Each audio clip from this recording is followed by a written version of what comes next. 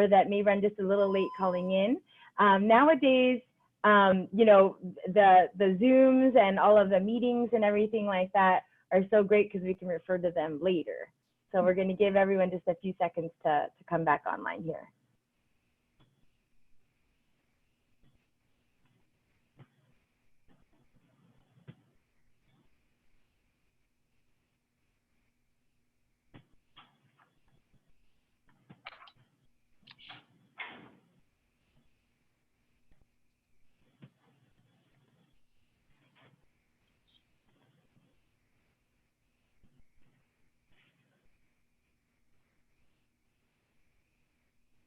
All right, so we're letting a few people in that just needed the Zoom link again.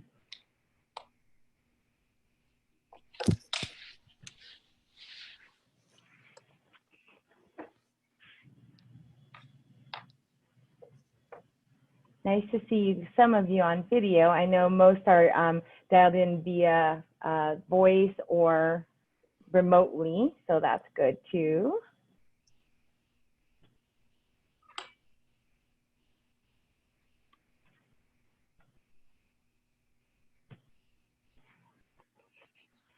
Hi, Sandra.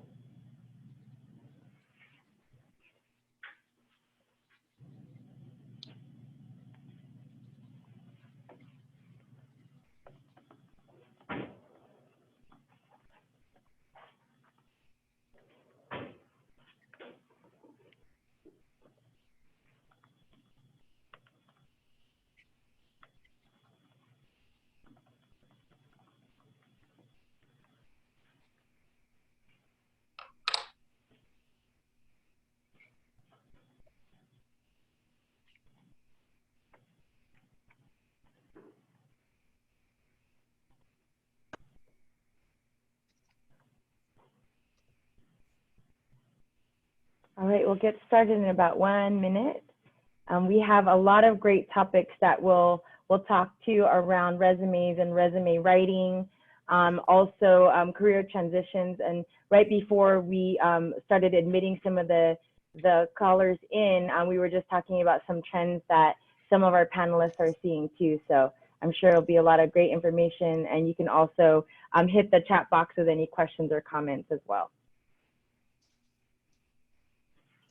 All right, so we'll go ahead and get started. So happy Thursday to everyone.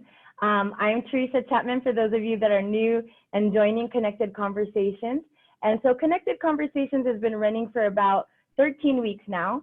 And every Thursday at 1 o'clock, we get together. And this really stimulated from us just wanting to get connected to our community and offer resources and support to all of those impacted by the pandemic, and just impacted in general with job loss or career transition or anything like that. Selfishly, I really enjoy gathering, whether it's virtual or in person. So honestly, selfishly, every Thursday I look forward to this time. I learn so much from our community, from those that join, and also I'm happy to see that people get connected after this. So I've seen, like Michelle and I met, who's on our panel today, through Phase 2 Careers in another event that we were doing similar to this. And now she's become a really good friend and contact. And now I know Calvin over in Monterey, and a CSUMB, you know, a partner. So this is just an amazing time for people to also network and get to know each other. So welcome again to Connected Conversations. You might be able to see at the top screen, we are recording our session today for those that will join later on today or in the future. And we hope that we'll be able to bring you more information about resumes, resume building, career transition, and any topic that you'd like to hear about. I'm extra excited about today because we do have more of our coast covered. So we have Central Coast, we have East Bay, we have South Bay, Silicon Valley covered to chat with you about resumes and career trends right now, okay? Before we get started, I would like to just share again, we mentioned 13 weeks now that we've been going through all of these changes and evolution and current events. And another 1.5 million folks have joined the unemployment and filed this week. So that brings our national average to about 20.5 million. And I usually share these stats not to depress us, not to any of those types of things. These are situations we're dealing with right now. So if you're in a position right now where you're actually working, but you're looking to transition, or you yourself are looking for a job, it's something just to be mindful of, to know what your competition is, what's going on out there, and also some positive things that are going on. Yes, there's the national average is 20.5 million, but we're also seeing on a staffing standpoint, we're seeing some folks coming back online to work. We're seeing more people coming on, even if it's part-time or coming off furlough, or even some working some abbreviated schedules. So we're really excited to see that evolving for those that are in need and wanting that to happen. And then there are some people that are actually able to continue to telework for the rest of the year, and their companies have evolved through this time. So again, as you mentioned, we don't wish the pandemic on anyone, but we have seen a lot of innovation happen. We've also seen a lot of employers do some different things, and a lot of job seekers also innovate and really work on themselves during this time. So we want to be encouraging and help you out with the resources that we have today. So without further ado, I wanted to introduce our panel today. So I have Aden with us. I see Aden, there she is, and her Ohlone background there. And she's a career advisor. But I usually like to do introductions based on, how I know the folks that join. So for Aden, I am really pleased to say I've worked with her elbow to elbow when we could be that close. And I've seen her speak to students, alumni, faculty about just the passion for job seekers and those in our community in the East Bay that are looking for either career transition or some advice. She does have a heart for the work that she does. And I'm really glad that she's here to join and represent Ohlone, but also just represent her knowledge around resumes, resume building, and career transition. And then I have Michelle Mendoza on the line, which I mentioned we met, and I actually enjoyed hearing from her on a panel that we were on with Phase 2 Careers. And since then, we've actually connected. We have a lot of similar values within our businesses that we talk about, and the passion that we have for helping our clients and our customers. And we've partnered on a few projects together, and we have been, chatting and talk about connections, connecting each other to different resources and people. And then we have, which Michelle, is from Connect to HR, and she is a HR business advisor and executive coach. And she'll talk a little bit more about her experiences as well.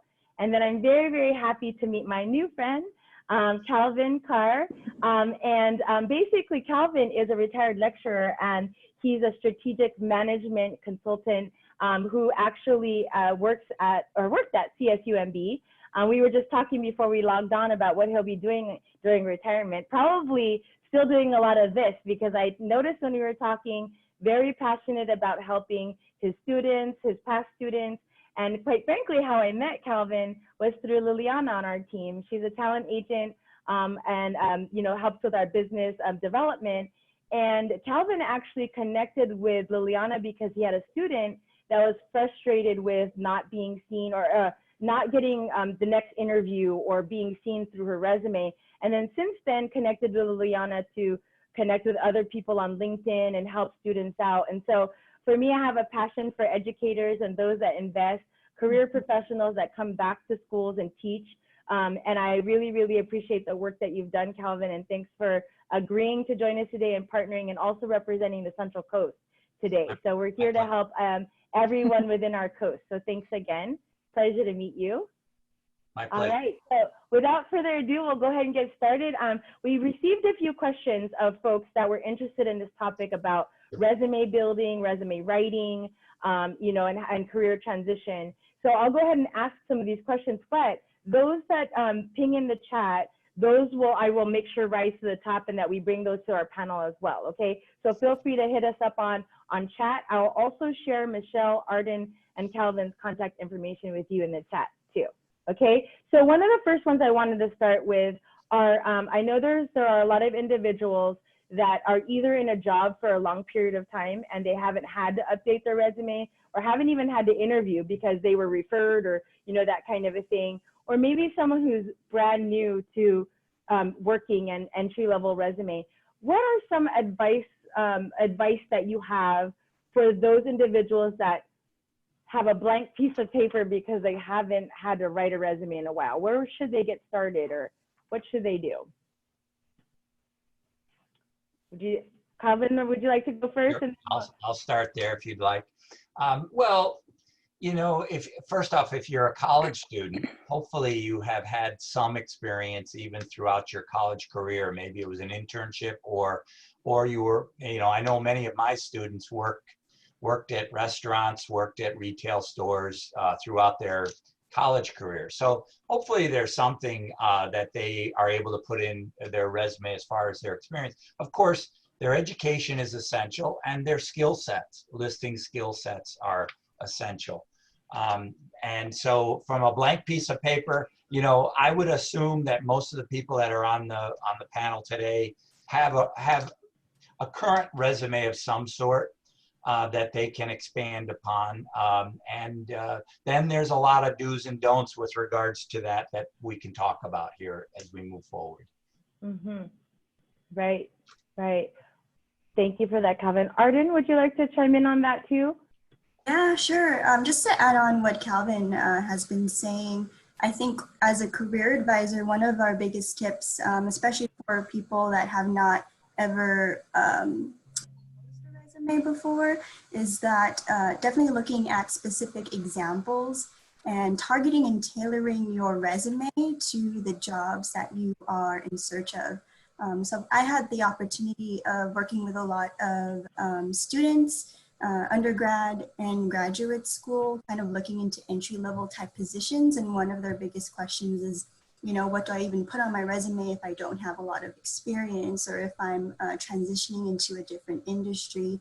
And one of the things that I always tell those people, to those students or job seekers, is that starting off with looking at job descriptions, right? Highlighting some transferable skills that you have, either that you've learned from education in your classes or the skills that you already have through your current work experience. Mm-hmm.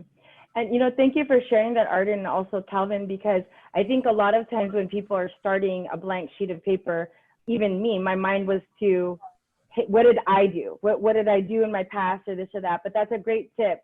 Instead of trying to start from there, really looking at what you're trying to apply to and what those job descriptions look like, and then kind of build that way backwards, right? Okay, so thank you for that. And let's go to Michelle. Michelle, what would you like to add anything to that? Yeah, so two things. One is I'm just wrapping up working with a manager who has been with an organization for 12 years. So pretty much out of San Jose State. She graduated as a mechanical engineer and went working for this company and has been at this company for 12 years now. So similar situation. She's like, I don't know where to start. So Arden's tip is a really good one about that's one of the first things that I did with her, was we looked up 10 job descriptions of jobs that she's really interested in, and highlighting what are the common ways that they phrase, right?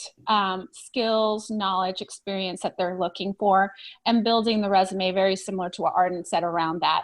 The other piece is for her, and so for people who have been in jobs but maybe in the same company for a while, is to go back and look at their performance reviews and look at and highlight what were some of the accomplishments that they had in those jobs, right? So not just listing only duties and responsibilities, but what are some really key results that they had over the years, over the 12 years in this case with this particular manager. And I would say the same thing for college students. You know, what awards and recognitions did you receive while you were getting your degree?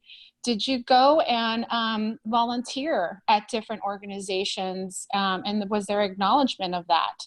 Those are all really great stories to share in a resume that shows leadership and initiative, which is always desirable from a hiring manager's perspective. Mm-hmm. Good point. And so, Michelle, I know that there are a lot of folks also that are calling in or will hear this in the future, and some are not sure, like, should I share that award, or, you know, that I received X amount of sales in X time period, or I'm new to this and I feel like this degree is just so small little thing. But it sounds like what your advice is to make sure to highlight that in some capacity, especially if it will help. Absolutely. Okay.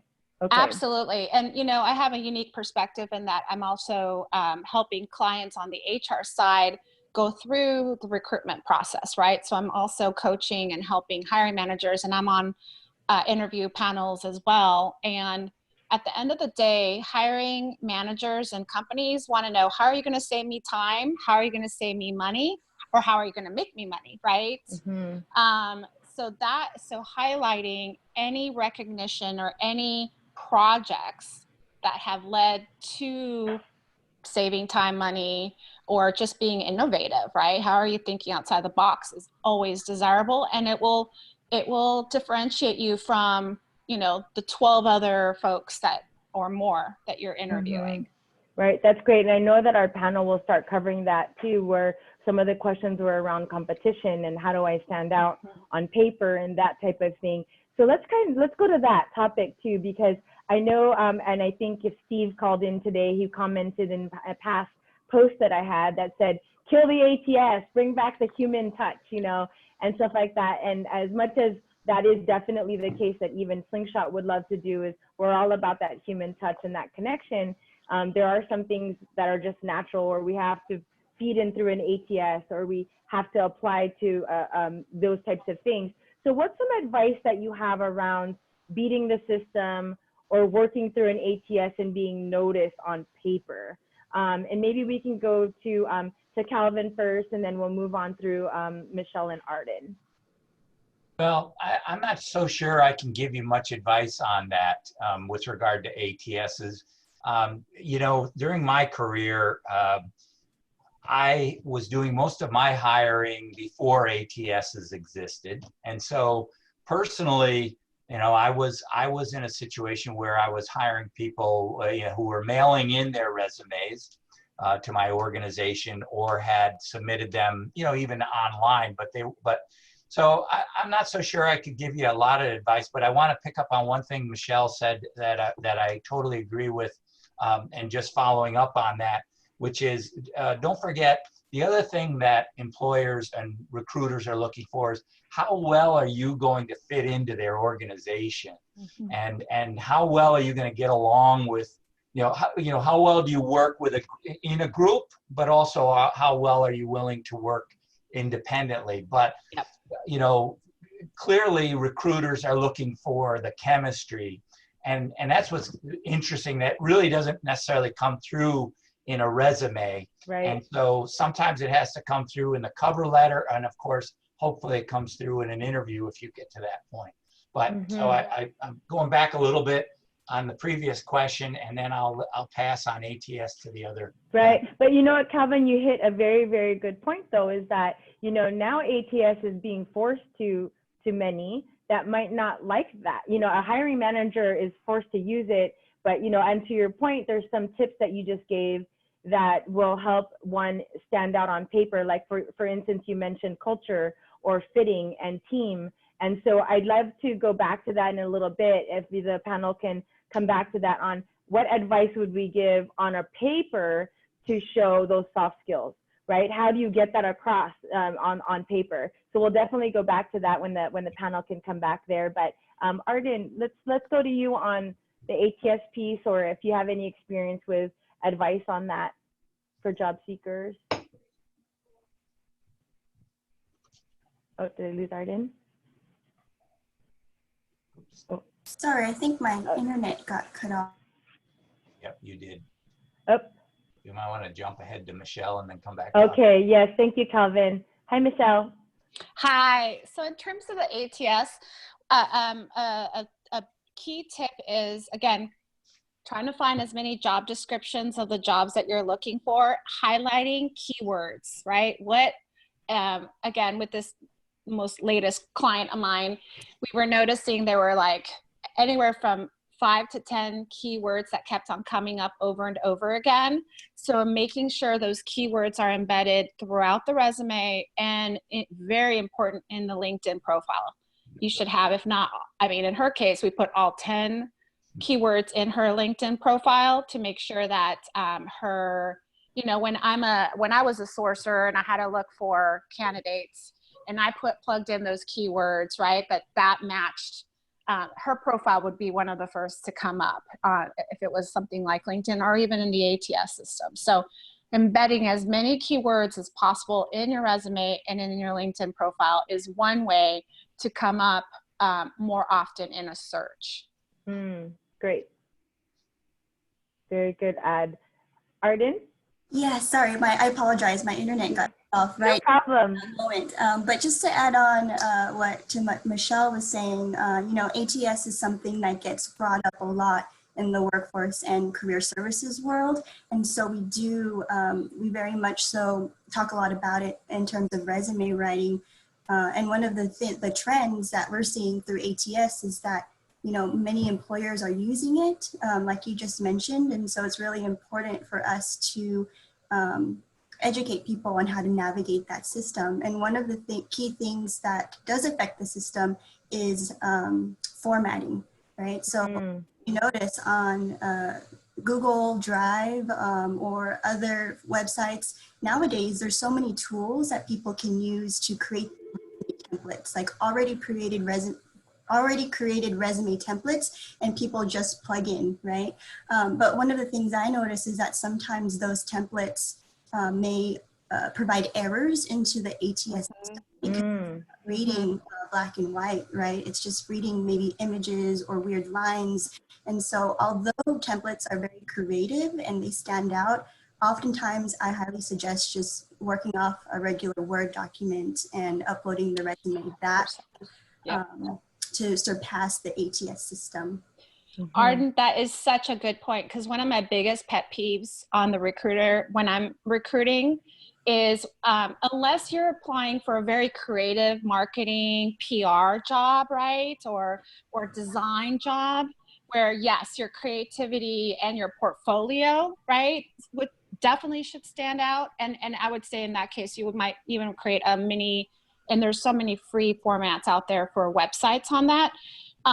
If you're an engineer or, you know, applying for an administrative role or an HR, whatever, just a regular job, just make it nice and simple and streamlined, because there's nothing worse than when you upload your resume and on our end, it looks jumbled and busy.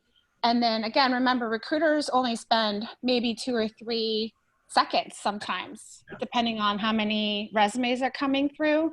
Right. And at that, again, that's one of my biggest pet peeves. So I skip those, you know, and I'll go back to them later.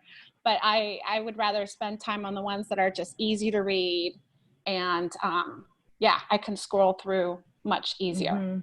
Right, and that's also a great point. So for our audience listening in, another thing that we're noticing as trends is that, you know, so many of us are on these, you know, media phones and things that are now really computers, if you think about it, right? And so they're sending thank you notes and resume forwarding from your cell phone or from, you know, quick. And so all of those things matter, right? Are, you know, typos and, you know, rush send and forward. And sometimes you can't remember or keep track of those things. So just being mindful of the technology you're using, the time you're giving to getting that over, because that's your impression, your first impression that will come over. And since, Michelle, you were kind of talking about pet peeves, I think this is a great time to segue into maybe your top 3 don'ts and maybe your top 3 do's in resume. As we know, in this industry and just in hiring alone, it's an opinion, right? Reviewing a resume, it's an opinion on the hiring manager, the company, the culture, the job applicant, and all of those things. So of course there's no right or wrong, but it's always really interesting to hear what one would say is some don'ts and do's, right? So Michelle, would you like to go first, and then I'll move to Calvin and then Arden? Yeah, so I mentioned one, right, which is keep it nice and streamlined and simple, right? Easy to read, keep it as short as possible, especially if you don't have a lot of experience. 1 or 2 pages should be max. The other piece that I like to see is a balance between don't just give me just your job duties, right? That of what you did in your last job or even at school, you know. Also give me highlights, right? I already talked about how did you save time, money, energy, right? How were you creative and innovative? To Calvin's point, you know, how did you contribute to the company culture, to your teams?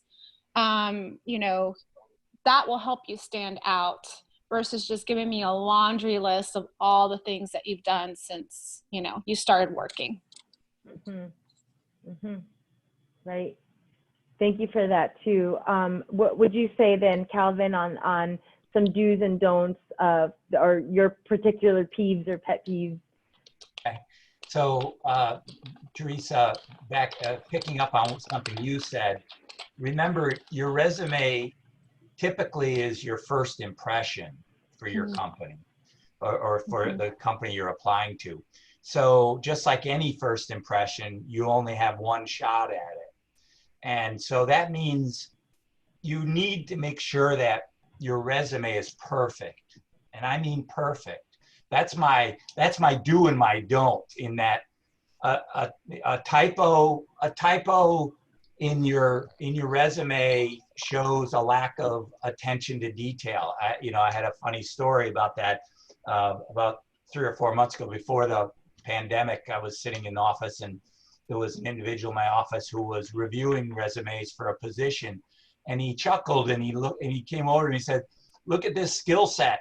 The person said that, I can't remember if it was a he or she, but the person listed that they were detail oriented, and they misspelled detail. Oh gosh. Okay. Just like manger and manager, huh? Yeah. So, sadly, what happens to a resume like that is it gets thrown into the circular file. And I don't know if Michelle's quite that fast to do it, but I know I was when I was looking at resumes.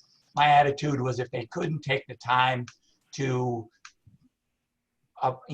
professionally create and monitor and review, or have someone else review their resume, it's a big don't. Make sure that you check your resume, and that's very fundamental. And of course, that goes for your LinkedIn profile also. It has to be up to date, and it has to be really perfect, because you only get that one shot at a first impression.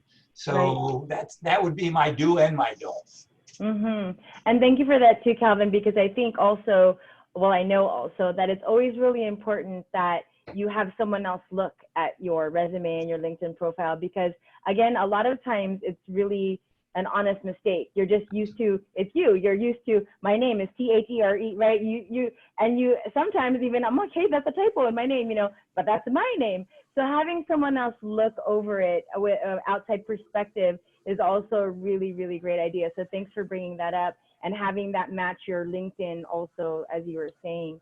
Aden, something to add there with do's and don'ts? Yeah, so I think, Calvin, Michelle definitely portrayed and relayed some really great do's and don'ts. One thing that I can't stress enough is a major do in your resume is making sure that you're highlighting key skills from the job description. We hear this all the time, target and tailor your resume, marry your resume with the job description, right? Because from the employer perspective, what we do here is that employers do like to see that resume is tailored to the job that they are, listing. And as well as making sure that your formatting is on point. We want to stray away from any essay writing or heavy blocks of text. Really utilizing, bullet points, keywords, skills, making sure that there are key sections in your resume that are easily identifiable. And of course, the grammatical errors, I think, are a key thing. I also wanted to add that on top of what they were saying, accomplishment statements, right? Michelle mentioned that she doesn't want to just see, what you did, but, how did you do that? What tools, softwares did you use, if you are using anything? And making sure that anything that can be quantifiable on your resume is in there. How many people did you work with or supervise? How much money did you save the company? Any percentage increases? So those are all really great things, I think, to include in your resume to make a really great first impression. And that's great to add to, Aden, because another common question is 1 page, yes, or 2 pages, but I did a lot. I have so much to say, 5 pages, and a cover letter. And again, it's an opinion, and I know it depends on the hiring manager culture. I mean, I know some county officials or whatever, depending on where you're applying, they're more strict about certain things. But can you speak to your perspective and thoughts on the 1 page or 2 or length of, resume that you're putting out there? If we can go to Aden first and then move to Michelle and Calvin. Yeah, that's always a great question. Say, since I work with a lot of students, if you are a recent grad or a current student still developing your resume, I would say 1 page would be the limit for that individual. However, if you're someone that has developed a career, has over 10 years of experience, then we can see, if your related experience can be within 2 pages, but it really depends on what that person wants to highlight. Mm-hmm. Michelle? Yeah, I agree with Arden. If you have less than 5 years of experience, keeping it to 1 page is probably best. Unless, so I used to work in the pharmaceutical world and hired a lot of people coming out of their master's and PhD or even MBA and even legal degrees. So especially those coming out of a master's or PhD program, I was okay with 2 pages if the second and even third page was about their publications, about the type of projects that they were working on or research that they had done. I think that's appropriate. My big thing is keeping it concise and interesting, because again, on our end as recruiters, and if we're seeing a lot, unless you have something very interesting and intriguing to say on your second and third page, don't do it. That's my recommendation. And before I go to Calvin, that's actually a good point for those on the line. I know that some very experienced individuals that have a lot of great different jobs that they've done and different tasks. It's like, how do I bring it to 1 page? What should I do? So if you have additional thoughts, panel, to share, I'd really love to help those that are not sure where to cut it down, or I only get this 1 page and I'm competing with so many people. What should I really make sure is on that 1 page? So feel free to come back to that if you'd like to, Arden and Michelle. But Calvin, some thoughts on your end? Well, tying into both what Arden and Michelle said, once again, college students, probably 1 page can suffice. And that means not including the landscaping job or the newspaper delivery or the babysitting position. It's not relevant. Okay. I mean, that can come up if you want in an interview, if that's something you feel is important to show that you're trustworthy or whatever. But on your resume, once again, to Michelle's point, it should be interesting and it should be relevant. And this ties back to what you've been saying all along, which is customizing your resume to the demands or the requirements of the employer.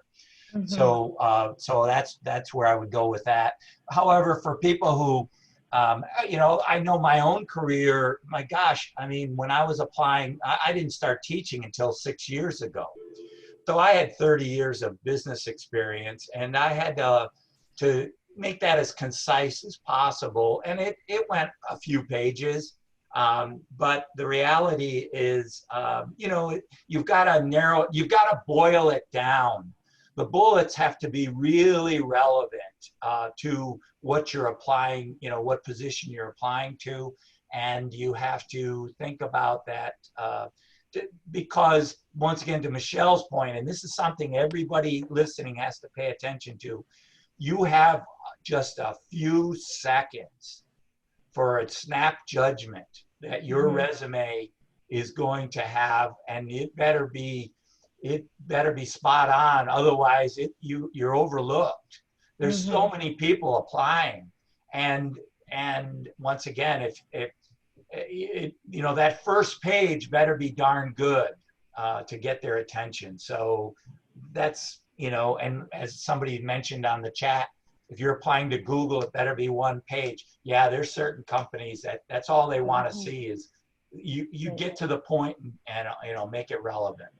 Right. Thank you for catching that chat. You're sharp there, Calvin. I was about to bring that up too. Thank you for that. Because the other thing too, for those listening, is we're also finding that a lot of employers are starting to share their expectations. So I've sat on panels with Facebook and Google and other employers, both on the small, medium size and large corporations, and they're starting to tell you what they want to see. Like, please do not do this, or please do not come. So really all of these great Zooms and WebEx and, you know, go-to meetings and the free things that are being offered right now, attend them, join them, call in. If you can't stay for the whole time, or in this case, Krista, she had another meeting. She comes in a little bit late and now she's going to request the recording. These are really, really great things for you to help understand what the industry is bearing right now. And so a lot of these employers that you're trying to apply to, or even if you're working with us like an agency, our job is to look out for you and say, hey, this employer is really looking for this. Let's approach it this way, because the reason why they're hiring is because of this. So just really leaning on industry experts, the trend, calling in, being nosy about what's going on in the world of work, I think will really help you, again, in that competitive structure that we were just talking about, right? So another thing I really have a passion to want to help people about is, you know, so many of us are applying to so many different roles, so many different companies, so many different versions of our resume. And what are some tips that you have on how to keep track of all of that? You know, how do you stay organized? You know, there are times where our talent agents are talking to other fellow recruiters in the industry, and some of their shop talk is, you know, I called this candidate and I spent 5 minutes, they were trying to figure out how they heard of me versus like getting to the job opportunity, because they were trying to sort in their mind where I had applied, right? So what are some tips you have to keep yourself organized as you're doing several different versions of your resume and several different applications? Anyone can jump in that wants to. I'll jump in real quickly. It's the same thing I have to do with recommendation letters that I'm constantly writing for students. You need to have your own filing system, your own online, you know, files to keep track, and that means naming your files properly and carefully. So, you know, you can have a generic resume for applying to, you know, as an office manager, and put that in a file of office manager, you know, have subsets in your filing system online, and then name your files properly. So name the company that you're actually applying to as the name of your file, so you can quickly search for that if you want to follow up, or if you're having an actual meeting, so you can make sure that you're referring to the correct resume version. So absolutely. And I am a firm believer that customization of your, you know, of your resumes, and don't forget your cover letters. You know, we haven't spoken a lot about your cover letters, but that's just as important, and to keep track of those cover letters, because that's where you get to expand upon your resume. Right. A good point, Calvin, too, because again, as Aden mentioned, I think earlier, with regard to templates and formats, is sometimes, again, an honest mistake, but we forget to take the last company we used that cover letter for, and then we submit it to another company, and ooh, you know, and it's like, oh no, don't send, you know. So those are those little things that you're mentioning too, that really do help our organization.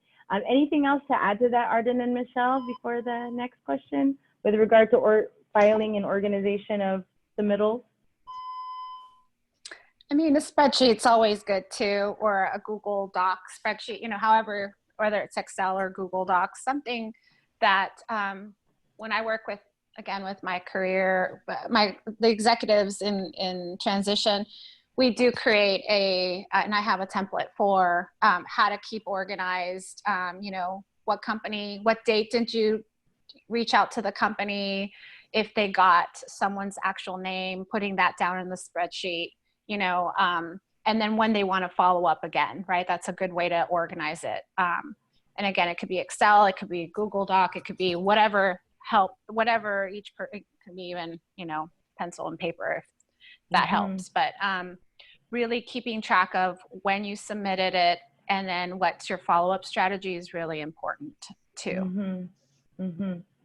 I agree with that. Yeah, I just really quickly wanted to share. I mean, you know, I wasn't in the job market not too long ago. I mean, I've only been in my role for about 2 years, and so I definitely still remember what that feels like from the job seeker side.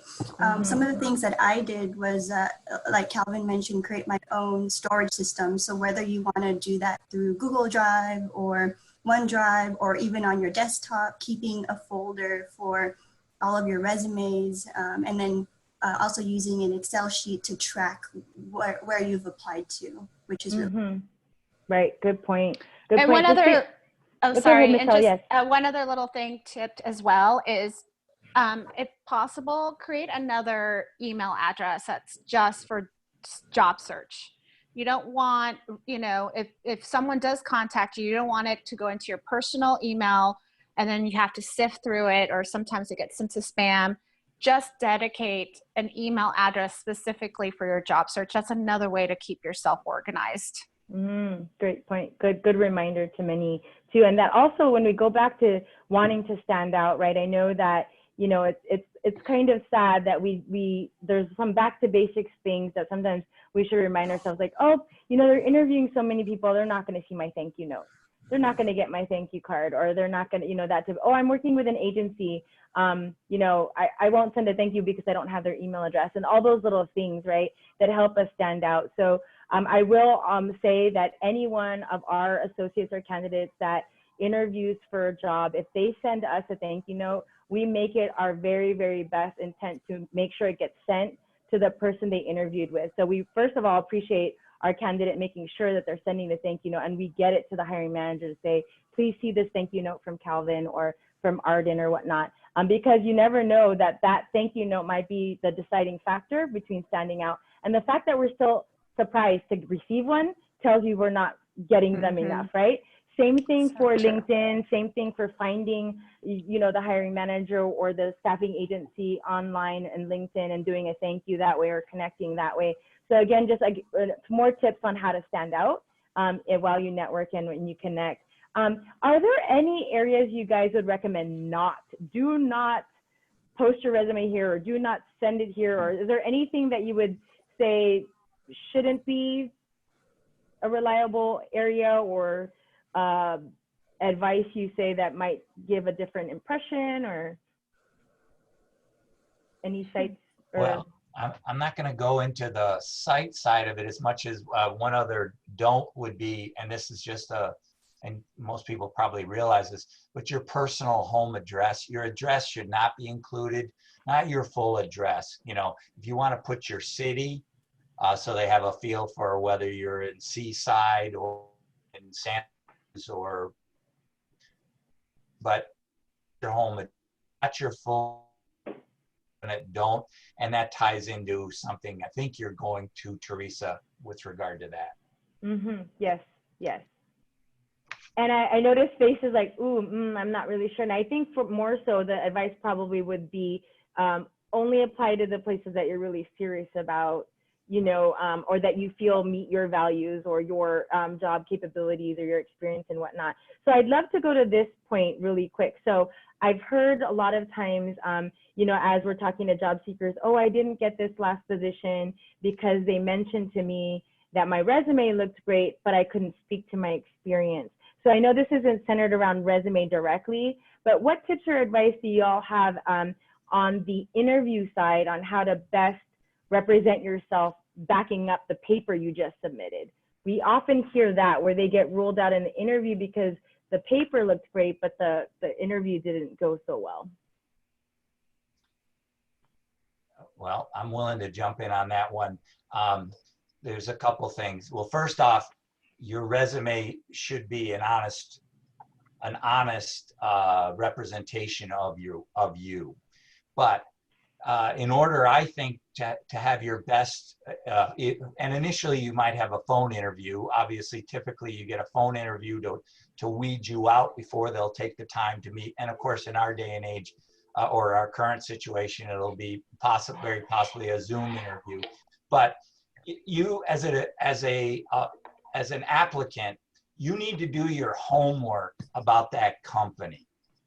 You need to do like you want to check out their website.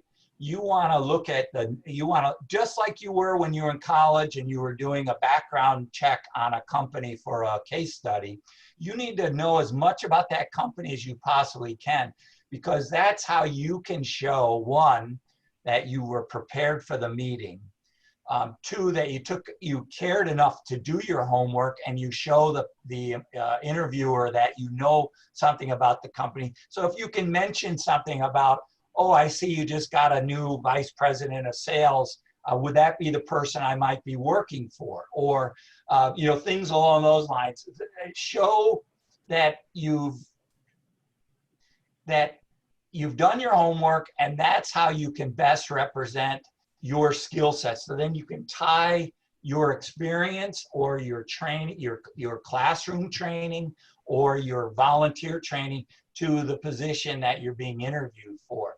So I think if nothing else, if you go into each interview or each phone call with as much knowledge about the company as possible, it will, one, it'll set you aside from everybody else that's interviewing, but two, I think it'll give you the best way to represent what your resume says, you know, you're capable of. Right. Any other adds to that for Aden and Michelle on how to best represent your paper to your physical interview?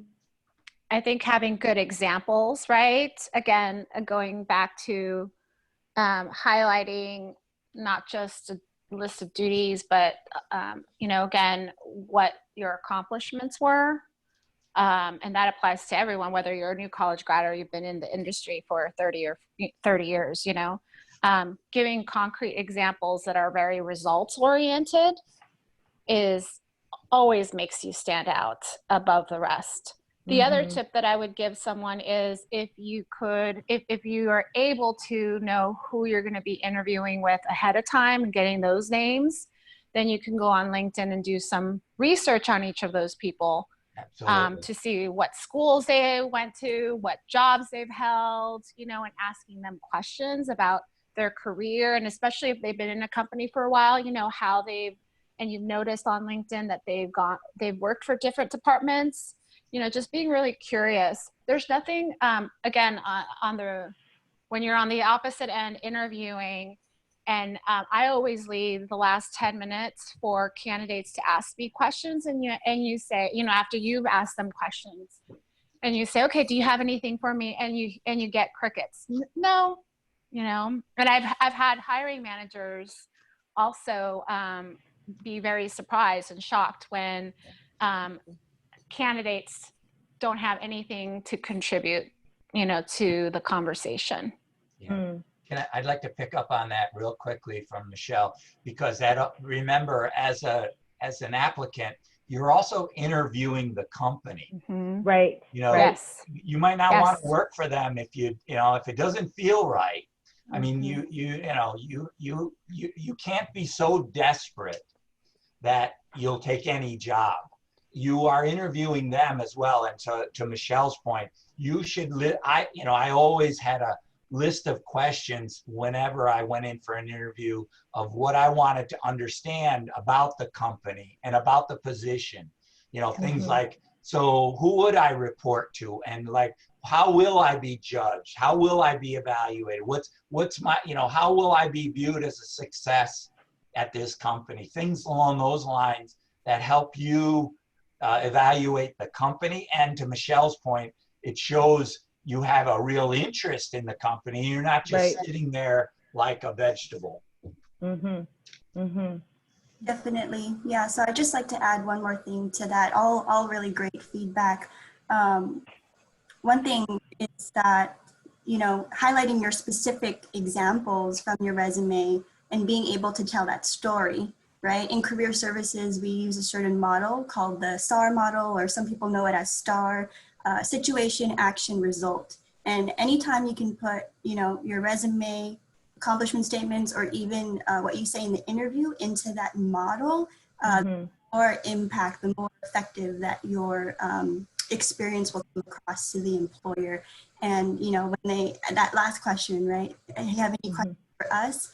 Even if you don't have any questions, like if you really can't think of anything, at least ask, you know, what is the timeline for this hiring process? When can I expect to get next steps? We want an ABC, right? We want to close, right? Right. For sure. And Aden, thank you. I know that you pinged in the chat.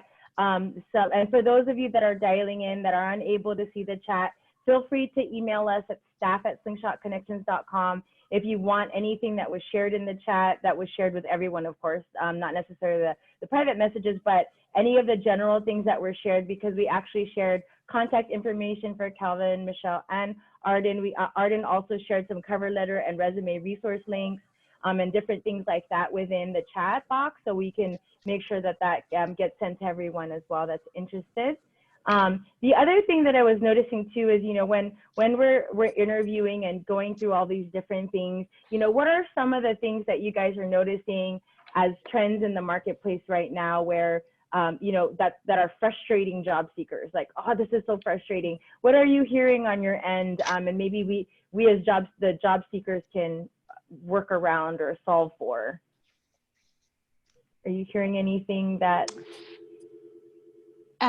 In terms of the interview process, Teresa? Right, or? interview process. I know that Calvin, one of the reasons why I think you connected to Liliana is some folks are having some challenges getting to the next step or hearing back, and I know Jennifer's on the line. I saw her, she had worked with us on some different assignments and contract, and I saw her comment on a LinkedIn post where there are some recruiters or hiring managers now that are not working full schedule. So they're trying to get back to everyone, but they are, it's not sometimes feasible for everyone to get back to someone. So, should I follow up? Should I not? Those types of things. So I'm sure there's a lot of different things that are frustrating job seekers right now, such as a callback, right? Which unfortunately is not always happening, so.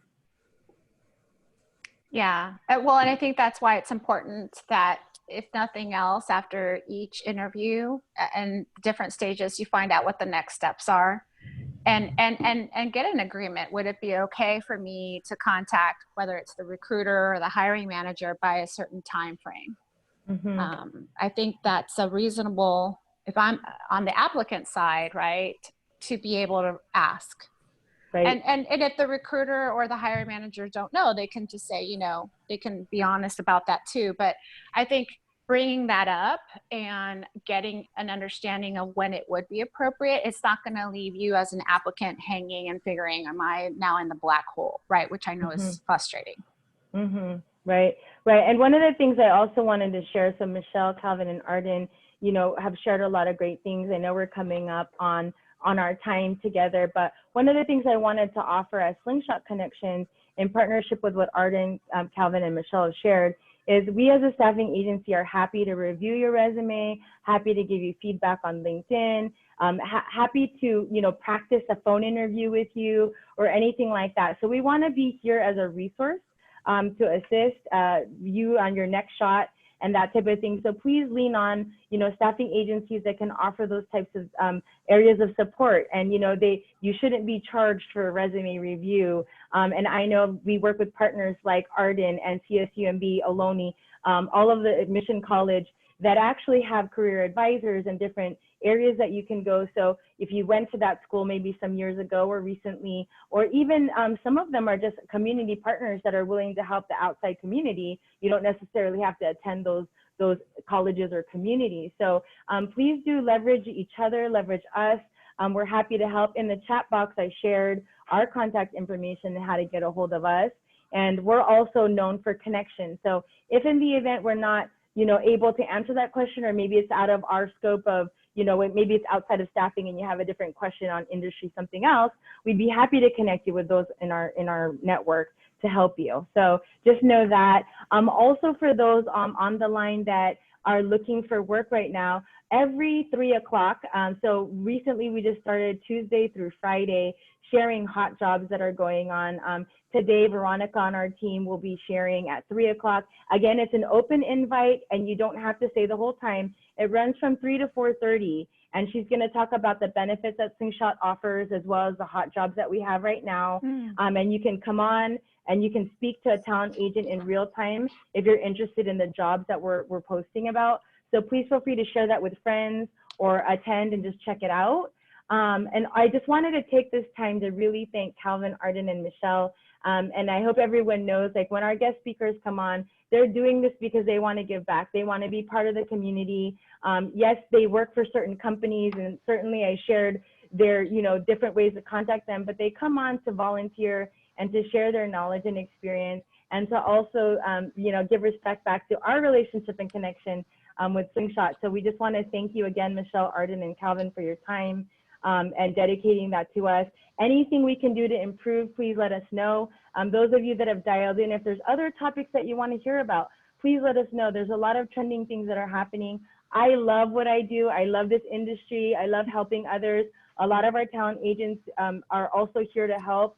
So just feel free to contact us, and we'll offer our one-to-one support to you or a friend of yours that might be in need right now. If there aren't any other questions on the chat, I don't think that we do.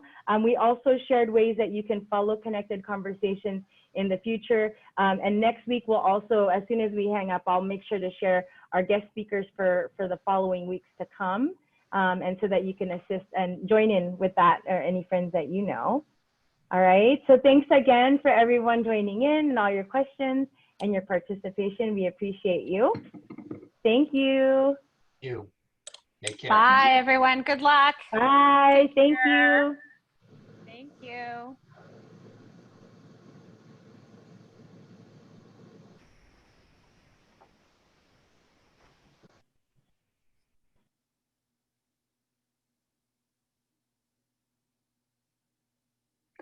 Bye, Teresa.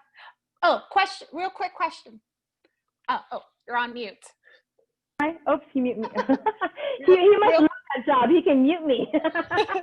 Quick question. If I want a copy of this, is that possible as well? Absolutely. Yes. Awesome. Perfect. Yes. Okay, we'll get that over to you, Michelle.